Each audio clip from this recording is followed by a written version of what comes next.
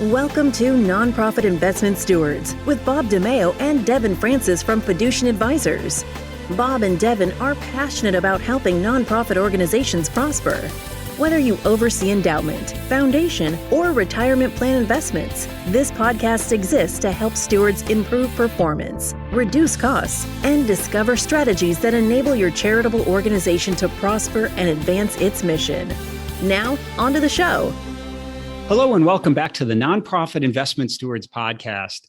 I'm Bob DiMeo, always good to be joined by co-host Devon Francis.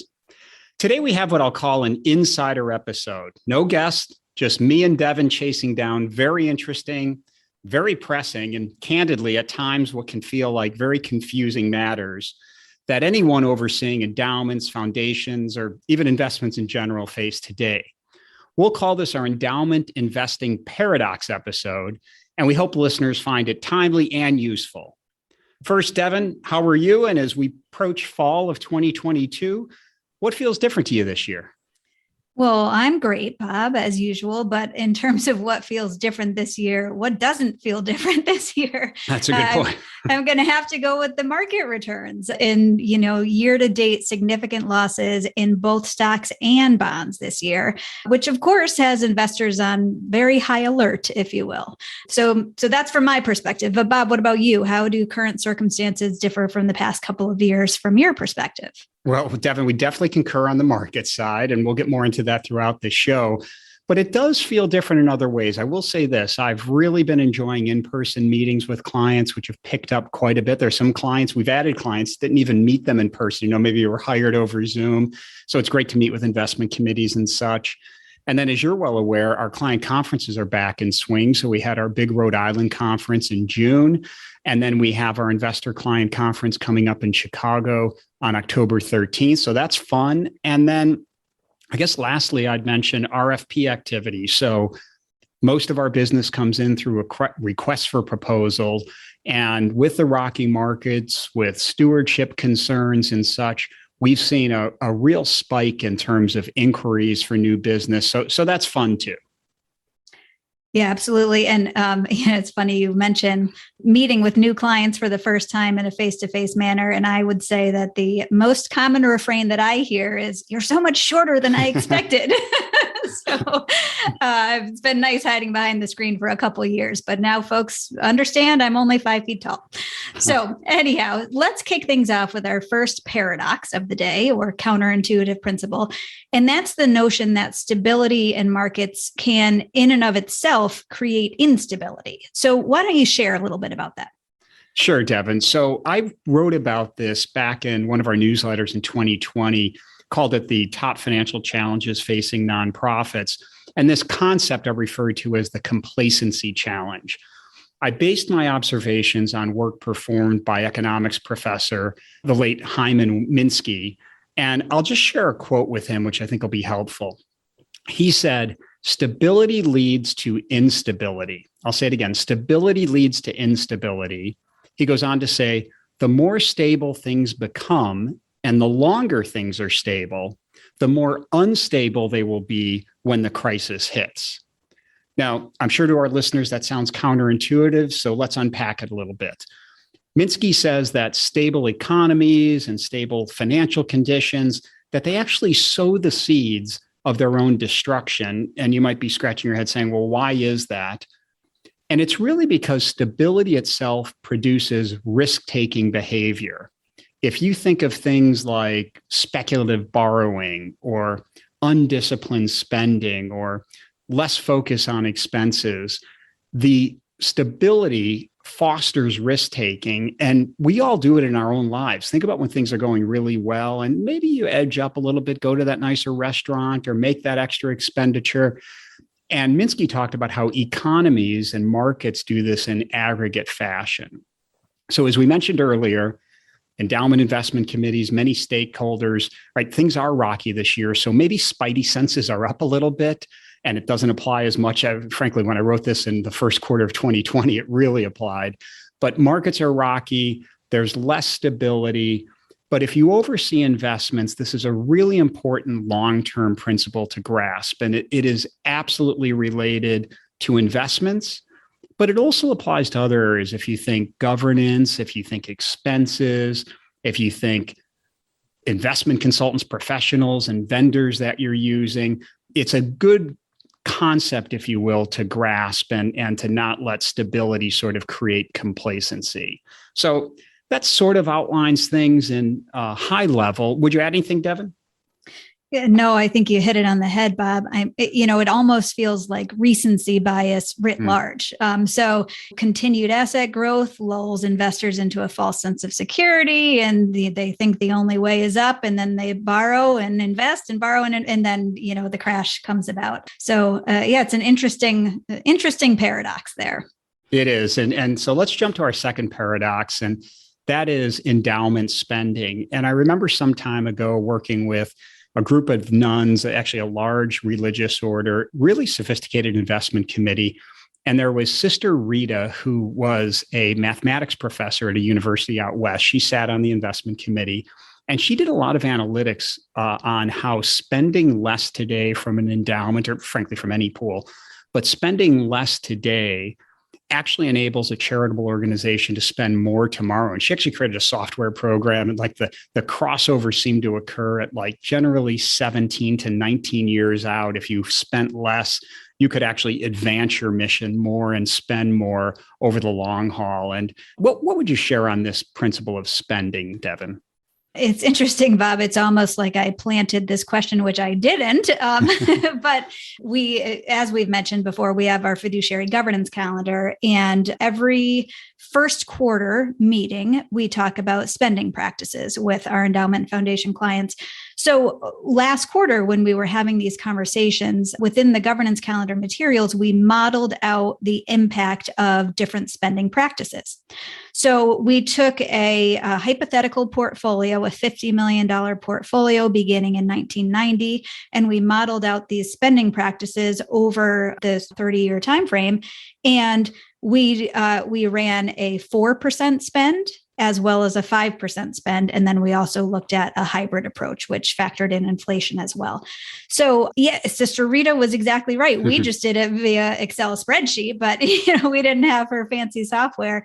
But yeah, so the 5% spending policy, of course, at the end of this 32-year period, you had a smaller corpus. So you had eaten away at the investment pool. But really interestingly, the 4% spending allowance ended up being more in dollar terms than the 5% spend by the end of the exercise. And I don't know exactly what year in the study that the crossover occurred, but I think if I look at the line graph, I think you might be right on target, right about year 17 or so, where all of a sudden that, the 5% spend has eaten away at the corpus to such a substantial amount that the 4% spending allowance actually becomes more in dollar terms. So at the end of the exercise, we provided a table. Probably no one even looked at it because there were too many numbers and, too much data that we were sharing. But the cumulative spending over that time period for the 5% spend, of course, was higher than the 4% spend, but not that much higher. It was about $5 million higher. But the ending endowment value for the 5% spend organization was much lower. It was about $35 million lower. And then, of course, the annual spending on a go-forward basis, according to that 4% versus 5% calculation, the 5% spend was actually, ended up being lower over time because you had eaten away at the corpus. So it is an interesting concept. It does seem kind of paradoxical. The thing that we need to think about with spending is you need to have a policy in place that allows for intergenerational equity. So you don't want to spend too much now and rob future generations of the benefits of the asset pool, but you also don't want to pinch too many pennies and not spend now and rob the current generation.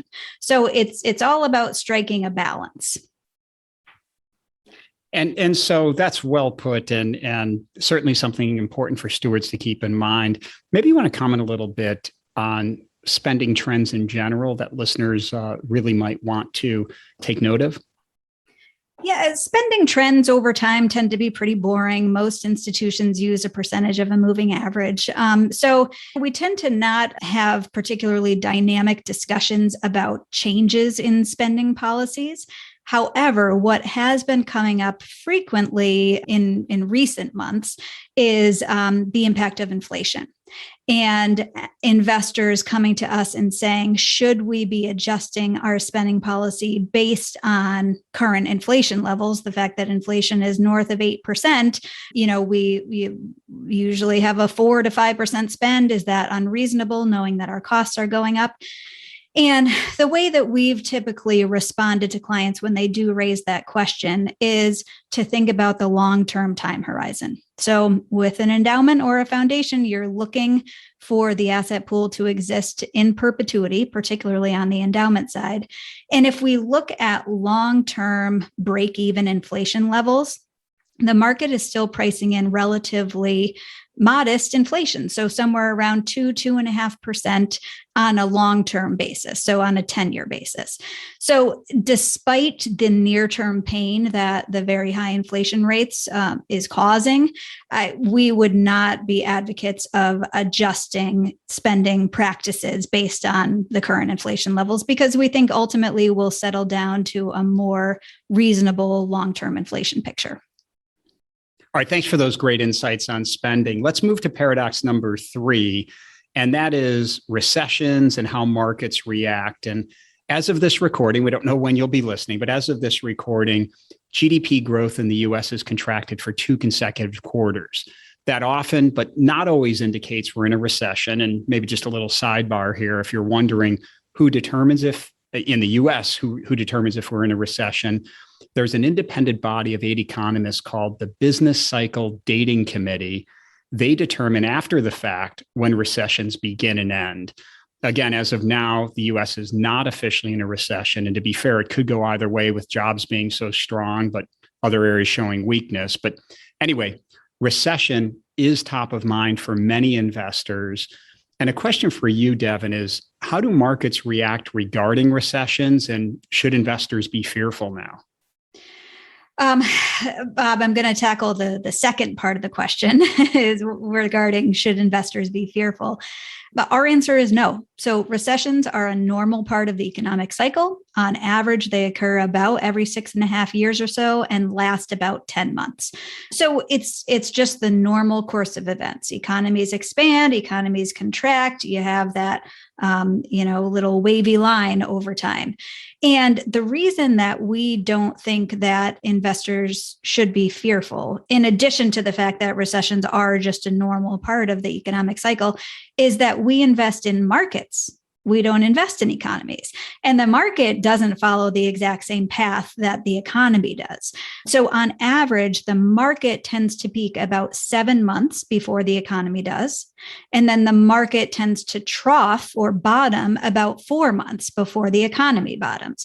So by the time it's widely acknowledged or accepted that the economy is in a recession, the market may very well be on its way back up. And another thing that we think is really important is that historically, bull markets tend to be much longer than bear markets. So on average, they last just about 6 years, whereas a bear market lasts just over a year. And the cumulative return for a bull market is over 260 percentage points over that approximate 6-year time frame, while the cumulative loss for a bear market is only about 33%. So again, let me share those data points with you again.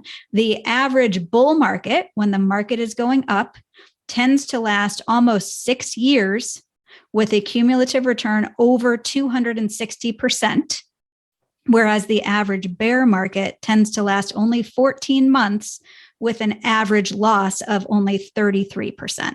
So clearly, bull markets, where the markets are moving upward, tend to be much longer with much more significant returns. So, market timing is a fool's errand. I think everyone knows that. And if you remain invested in all types of market environments, ultimately, your assets are going to increase over time if history is any guide, and we think that it is.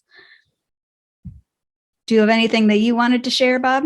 I think you've nailed it. I think being, and you and I are both, not only serve many endowment and foundation clients, but we sit on nonprofit boards and committees. And so, if you have a pool that is intended to exist in perpetuity and advance a mission, right, you have no choice but to ride through recessions and bear markets and such. You want to do it in a thoughtful manner, of course, but no, I think you've summed it up well.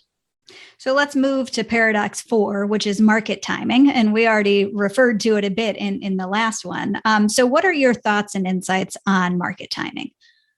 So there are countless studies on the challenges of attempting to time the market. Most listeners have seen the studies, but just to set the table, I'll share an observation our research team recently communicated, and they used Morningstar data for this. And they took a time frame from January 1st, 1980 through December of 2021. And they looked at the S&P 500. So that's S&P 500 returns over a 41-year period.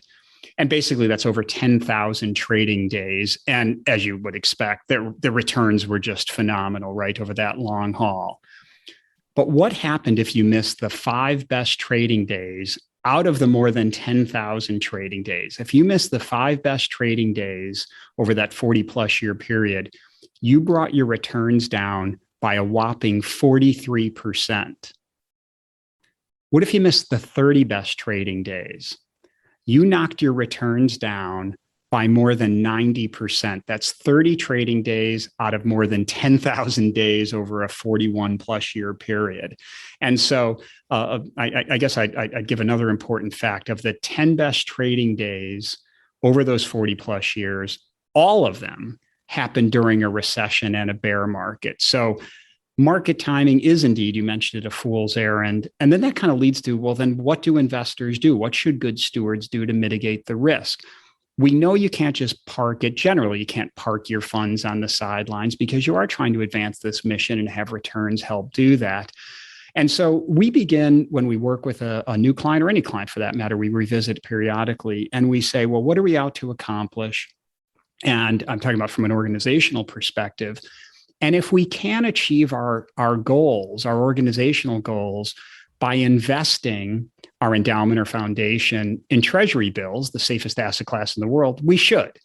People can chuckle and whatnot because most organizations can't. However, it's a nice point of reference, if you will, being that we're only taking on risk that is necessary to help us advance our mission. So we talk about the 3 levers.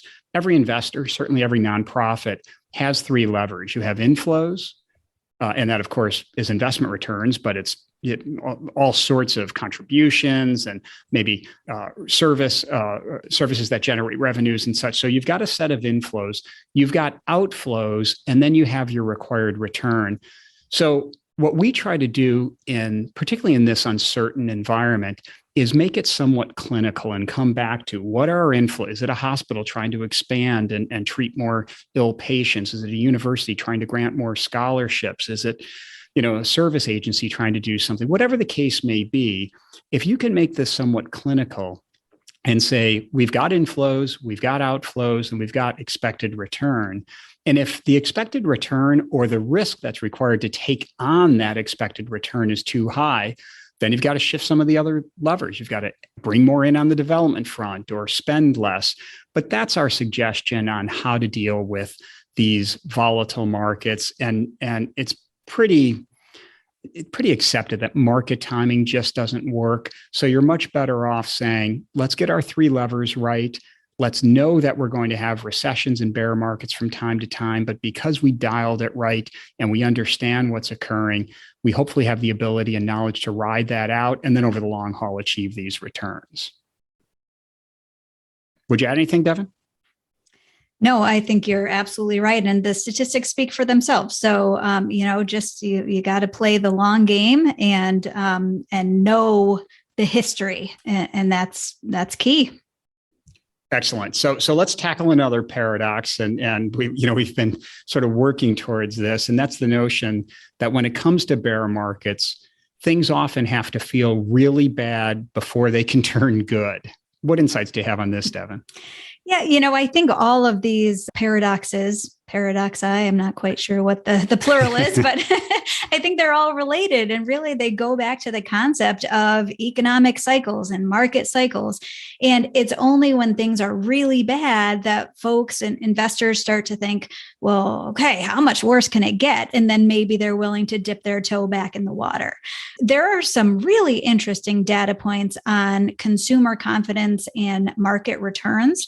So historically, if you look back and you look at the consumer sentiment index, if you invest at the peak of consumer confidence, the 12-month subsequent return of the S&P is about 4%. I think we'd all agree that that's a pretty mediocre return.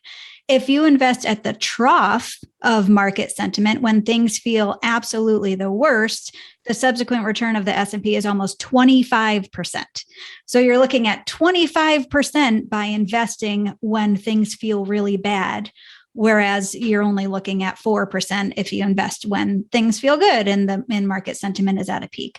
So I think looking at those types of graphs can be helpful and can give investors the stomach to be able to, stay invested through these troughs and then ride the wave up. There's an interesting quote. It's kind of a macabre axiom, from Baron Rothschild that says, the time to buy is when there's blood in the streets. And really, that's when returns tend to be the best, is when market sentiment is the worst. And then that's the turning point. So moving on, this last one isn't necessarily a paradox, but I think it's a useful principle that you've written about, and you've even mentioned it, I think, on the podcast in the past. So, Bob, what can you share with listeners about the dangers of extrapolation? Yeah, so the fun way to remember the dangers of extrapolation is to think about Elvis impersonators. And I believe the first Elvis impersonator was a young man named Jimmy Smith, and that dates all the way back to 1959. And so Elvis wasn't even a giant star at that point, but he already had an impersonator. And I don't have the data in front of me, but I saw the graph at one point in the data. And so let's say it was young Jimmy Smith in 1959. And then, by 1964, there were 30 Elvis impersonators. And then by the late 60s, there were a couple thousand. And by the time of his death in the 70s, there were the point is, if you extrapolate the growth of Elvis impersonators, I think it called for that by 2025, one of every 3 Americans will be an Elvis impersonator, right? So, I did this once at a conference. I said, look to your left, look to your right. Who's going to be the Elvis impersonator? And of course, that's not the case. But it points out kind of the silliness of just extrapolating trends in the recent past. And so I think we as stewards owe it to our nonprofits and their missions to be informed and kind of a thoughtful voice of reason. And it definitely applies to good times, but it also applies to bad times. And just to circle back to the last paradox, right? When everyone's feeling bad, you're feeling bad too, right? And that's when you have to continue the discipline, whether it be the 3 levers, the dollar cost averaging, or whatever the case may be. So again, we as stewards owe it to our nonprofits and their missions to be that voice of reason. So Devon, this was fun. Anything you would add or underscore? I guess just to reiterate the point that the natural order of things is cyclical. So you think about the ocean tides or the waxing and waning of the moon, the economy and the markets work in the same way. There are cycles of expansion and then cycles of contraction. And really the most important thing is for investors to keep in mind that there will be good times and there will be bad times, but all of the data points to the importance of remaining invested in all types of market environments. Very well put, Devon. Thank you so much. It's fun to do an insider edition with you. Appreciate it. Absolutely. It was fun. Good. So 2 quick things to close. One, a big thank you to our listeners. Devon and I receive analytics on the show, and we are thrilled that many of the episodes rate in the top 25% of downloads. And that's not just for nonprofit podcasts, but all podcasts. So a big thank you for listening and spreading the word. And then number 2, these are volatile times, unprecedented times. And if you sit on an investment committee or you have anything to do with overseeing a portfolio, we'd love to learn more about you and also share how Fiducian Advisors is providing investment consulting to help literally hundreds of nonprofits manage their endowments and foundations. I'd encourage you to reach out to me or Devon via LinkedIn or the email in the show notes. So to all you good listeners, thanks for investing time to help your nonprofits prosper. We'll connect with you soon on the next episode. Thank you for listening to the Nonprofit Investment Stewards Podcast. Click the subscribe button below to be notified of new episodes and visit fiducientadvisors.com for more information. The information covered and posted represents the views and opinions of the guest and does not necessarily represent the views or opinions of Fiducient Advisors. Content is made available for informational and educational purposes only and does not represent a specific recommendation. Always seek the advice of qualified professionals familiar with your unique circumstances.